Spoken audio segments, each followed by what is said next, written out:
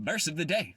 Today's verse of the day, I want to talk about the adversary we have before us, the devil himself, and the plans that he has, his plans to stop us from the plans that God has for us, and how to see clearly through it and what they mean. So, the verse of the day comes out of 1 Corinthians 16:9, and it says, "For a wide door for effective work has been opened to me, and there are many adversaries."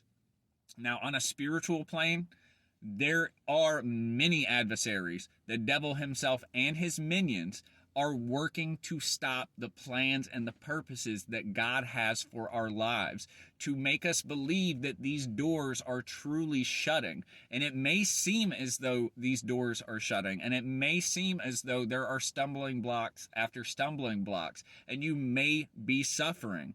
The enemy wants to instill fear into you, but the word clearly says, for a wide door for effective work has been opened. It is done already, and you can take assurance in God's word. Like I said, the enemy wants to instill fear into you, but 2 Timothy 1:7 says, "For God has not given us a spirit of fear, but of power and of love and of a sound mind." And it's the latter portion that sticks out to me, of a sound mind.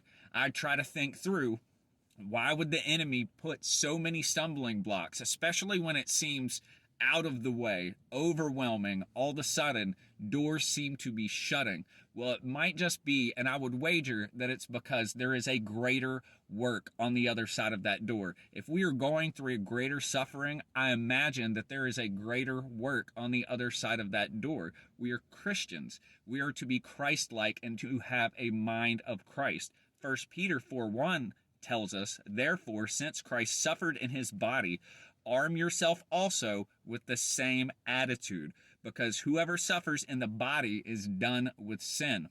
We are to have the same attitude as Christ. And if you think about it, the greatest work the world has ever known, the greatest accomplishment the world has ever known, was done after the greatest suffering the world has ever seen. Christ had taken upon himself the greatest suffering the world had ever seen to accomplish the greatest work the world would ever know. So I say to you, take solace in the suffering, for the enemy is showing his cards. He wants this to be a moment of fear being instilled in you, but you have to take it as a moment of him showing his cards. Have that mind of Christ and know that that door is going to be opened and there is a greater work for you. I hope that you enjoyed this, and I hope it was a blessing to someone. You guys have a great one.